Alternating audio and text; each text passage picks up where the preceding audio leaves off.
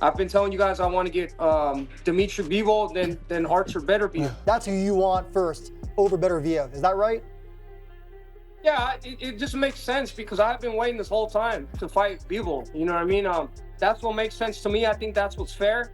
But then also too, my first defense when I'm unified champion is going to be Archer Beterbiev. So that's amazing too. So, you know what I mean? So the fans are going to be happy with whatever happens. Right. Yeah, and to me at least, which is looking at it from the outside, that's a tougher fight stylistically than the Beterbiev fight. You said you've sparred Bivol. Hard to say a fight is tougher than Beterbiev. Right. Maybe trickier. Trickier, maybe a better word. Yeah. Bivol is really he's the only fight I really want, like that I truly want, because he has all the belts. You know what I mean? After I beat Bivol, I'm gonna have, right now I have 8 titles. You know, 3 of them were interim, 3 of them world championships at super middleweight, light heavyweight. Now I got 2 of them at cruiserweight. I really want those belts. You know, I want those accolades. So that's the only thing I want right now. What I wanted to tell you guys too, I mean, this guy, he's making the most money out of everybody. He's charging you guys so much for the pay-per-views. It's like he's spitting in your guys' face, saying that he doesn't give a fuck what you guys want. He's not going to give you the best fights. He's going to fight the fights that he wants. In my opinion, that's a little bit disrespectful to the fans, but he has cult-like fans that, you know, they don't tell him shit and they're happy with whatever he does. But at the end of the day, if you hold all the titles, you got to fight the best in the division. I'm #1 in the division. David Benavidez makes a bold statement in his latest interview, declaring that no one in the division can handle what he is bringing as he lays out his undisputed plans. So my main focus is to make history, become one of the greatest of all time, and also put the biggest fights available. You know, I could have stayed at, well, I mean, I'm coming back to light heavyweight. You know, I don't want anybody to get it wrong that I'm staying to cruiserweight. Obviously, if good opportunities present itself, then we'll stay here a little bit longer. But I thought, you know, just because Dmitry Bivol, he's going to do a tune-up fight. And for me to, instead of just waiting around and defending my title and get a regular fight, I thought it would be a good idea to go up and challenge Sudo Ramirez for his 2 titles. After taking Zurdo's WBA and WBO cruiserweight titles, Benavidez insists he wants Bivol, not Jaio Petaya, dismisses Zuffa boxing talk, but says he is ready if Bivol fight does not happen. You know, I'm not thinking about Opetaya, I'm not thinking about none of these guys, because this is a fight I want, and it makes sense for both of us. But I mean, if it comes to the worst case scenario, you know, it's funny too, because we don't even know about Joe Opetaya now. You know, I don't know what's going on with Zuffa. You know, and from what I hear, my people and their people, they're really hard. They don't like to work with each other. So, but you know, if that's what the people want, I'm here to cater to the people. So if we can't get the fight with Bivol and the people want the fight with Joe Opetaya, that's what we're gonna make. As debate builds around Benavidez's next move against Bivol or Beterbiev, Max Kellerman steps in, arguing the Bivol fight should be pushed back while Beterbiev faces Benavidez first. Here's what I'll say. We'll see if we can get it back. But here's what I'll say about the order in which he would fight Bivol and Beterbiev, guys. Beterbiev is past 40. Yes. The fact that he was able to fight Bivol almost on even terms, I thought Bivol won both fights. But there were both moments in that rounds in that fight where you're like walking him down. Yeah, who's going to win this fight, right? And he's over 40 and doing that with Bivol. Special. However, at a certain point, you get too old. I would like to see Beterbiev fight Benavidez when Beterbiev has as much as he can have in the tank. Because the Bivol fight will still be there, right?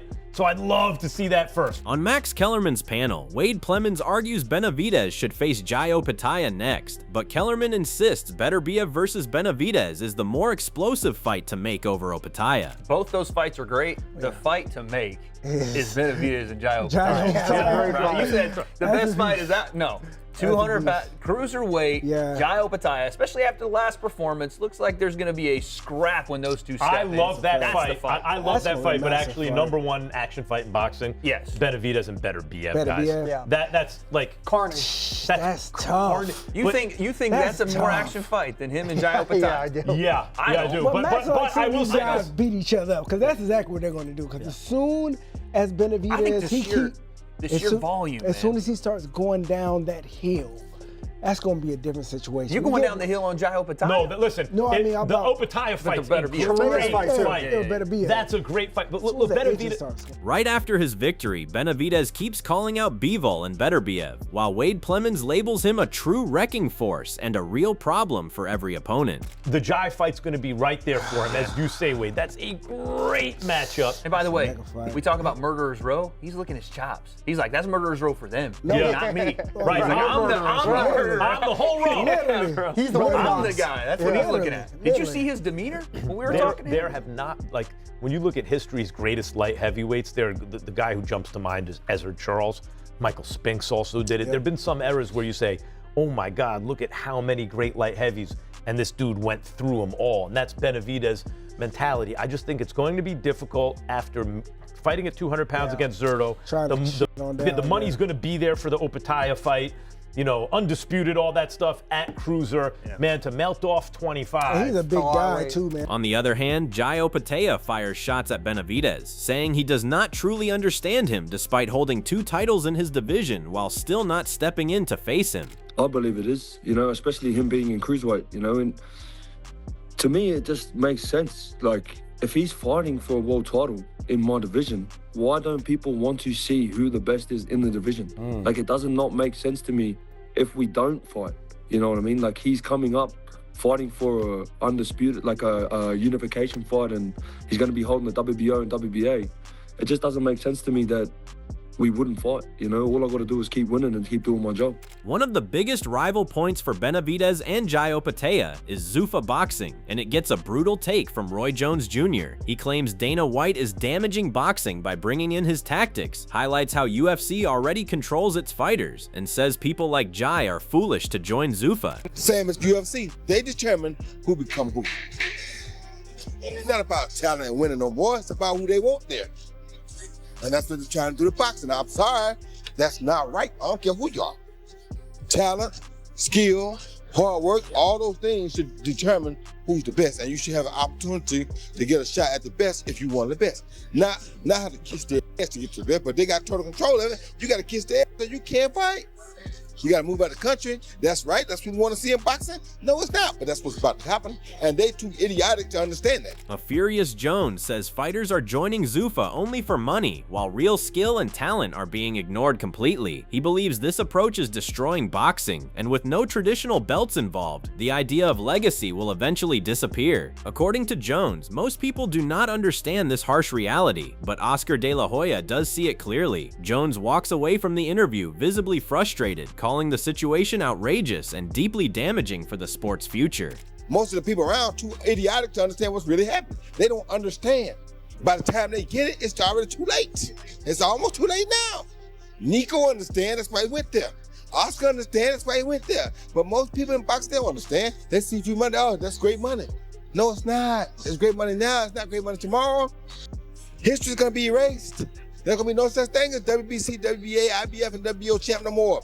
Chance Crawford was known for being the four belt era champ more in 3-weight division. That's gonna be gone now. No such chance to do that anymore. And that's what we want in boxing. So we're gonna kill the history to make it look like UFC? Nah, make it out of here with that, bro. I'm sorry, I can't do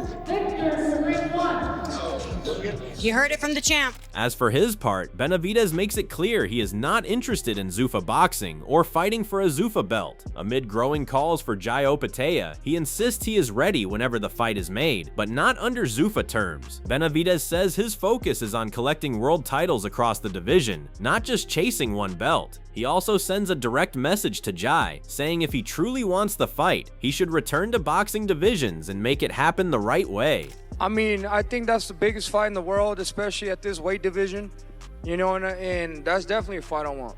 Like I said, I'm not scared of nobody. This is Monstro's world. And if he wants to get that fight, we get that fight. I don't know why he went to Zuffa.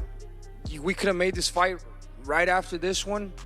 You know, but now I don't know if he got stripped by the IBF or what it is. You know, I'm not gonna go over there and fight for a Zuffa title, but I mean, I don't know. I mean, I think that would be a great fight to make in the future. And I mean, I respect Jai Opetaia a lot. He's a great fighter, and I think he has to come back over here to make these fights happen because, you know, we can't make no fights in Zuffa. In the middle of all this, Benavidez' long-dreamed fight with Canelo Alvarez is once again pushed aside. Recently, Benavidez went off on Canelo, calling him someone who is not a true champion. He says he is done waiting and reminds fans that Canelo always chases the highest paydays instead of giving fans the fights they want. Benavidez believes this attitude is like disrespecting boxing fans. He insists he is #1 in his division, while labeling Canelo as a fake champion. What I wanted to tell you guys too, I mean, this guy, he's making the most money out of everybody. He's charging you guys so much for the pay-per-views.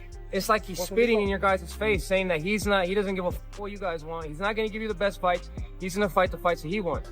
In my opinion, that's a little bit disrespectful to the fans, but he has cult-like fans that, you know, they don't tell him shit and they're happy with whatever he does. But at the end of the day, if you hold all the titles, you got to fight the best in the division. I'm #1 in the division, #1 contender. The second one is David Morrell. He's not fighting me, nor he's not fighting David Morrell. So it makes no sense. How is he going to call himself the champion? Questioning why Canelo keeps talking about massive paydays instead of accepting a fight with him, Benavidez argues that it shows how much Canelo prioritizes money over genuine sportsmanship. He believes the constant focus on huge earnings is proof that Canelo is avoiding real challenges in the division. Benavidez insists that when his name is repeatedly linked to Canelo, fans expect action, not financial excuses. For him, it is about proving greatness inside the ring, not chasing another $200 million deal. And have all these belts if he doesn't fight the #1 or the #2 guys. He's asking $200 million. Why, when they bring my name up with him, that's the most money he's gonna make. When he fought Amir Khan, he outweighed him at like 25 pounds. But, you know, I think it's just he's running out of excuses and running out of things to say, but that's just how it is. I guess that's when you're the cash cow, you can do whatever you want. Coming from Canelo, he has already made his intentions clear, first stating that Benavidez disrespects him, but now claiming he does not see Benavidez as a real challenge. In his view, it would be more difficult to face Beterbiev than to fight Benavidez. He believes Benavidez is not a real champion, while Beterbiev is. Canelo argues that Beterbiev has something to offer him, but Benavidez does not yet have the credentials or experience to share the ring with him. Beterbiev and Benavidez, who do you think is the biggest challenge for you? Oh, Beterbiev. Beterbiev? Yeah, why is that? of course. Because he's a champion. He has something to offer me. He's strong. He's in another way. He's a lot of things. A lot of things. Addressing the situation, Andre Ward pushes back on the ducking accusations aimed at Canelo Alvarez, saying they do not really hold up. Ward explains that from a tactical point of view, Canelo may simply be avoiding a difficult stylistic matchup rather than running from competition. He adds that after Benavidez' win over Zurdo Ramirez, the callouts toward Canelo felt more like frustration from not getting the opportunity than anything else. Still, Ward stresses that Canelo's career does not reflect a fighter who avoids challenges, and the ducking narrative does not match his history or mindset inside the sport. Now, if you call that a duck, you call that being scared, you know, that's your business. Canelo Alvarez was in the building supporting his stablemate, Jaime Munguia, and I guess Benavidez just had to do it. He had to mention Canelo. He feels a way that Canelo hasn't fought him throughout the years. He's been calling for Canelo for many, many years. It's hard to say that a man who's put in as many professional rounds as Canelo Alvarez is scared of another man.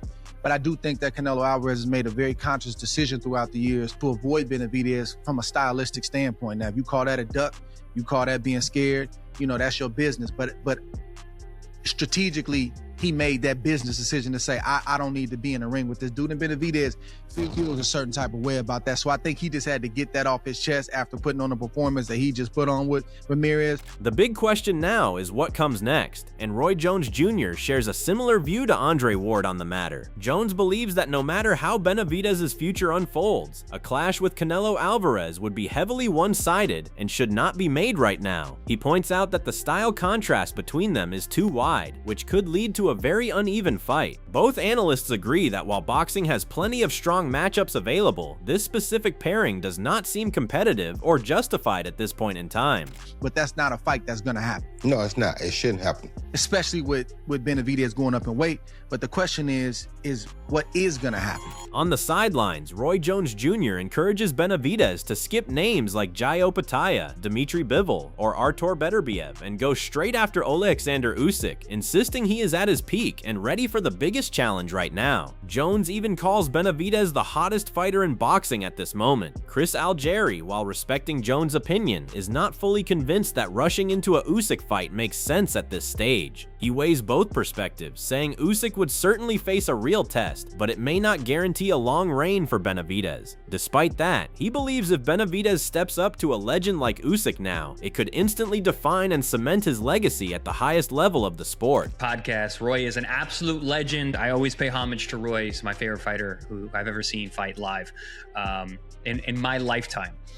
I don't like the idea of going right for Usyk. I know it's a I know it's a big name. I know this would be the only opportunity to do it, and I think that's where he's coming from, because Usyk's not around for a long time. He's here for a good time, not a long time.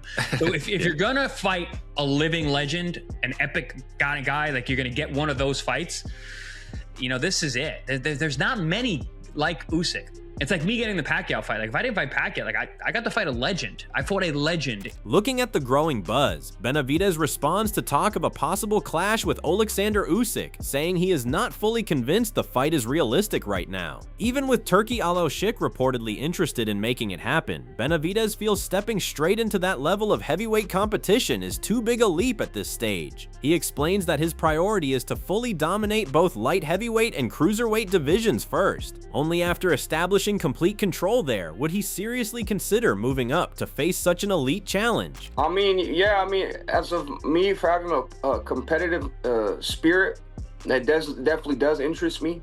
You know, like I said, at the end of the day, you don't know what's possible until you make it possible. You know what I mean? And a lot of people think I can't beat Usyk, but if I really put my mind into it and, you know, train for maybe like a year, because I barely came up to heavyweight. I barely came up to cruiserweight. I can't just go up to heavyweight like that, you know what I mean?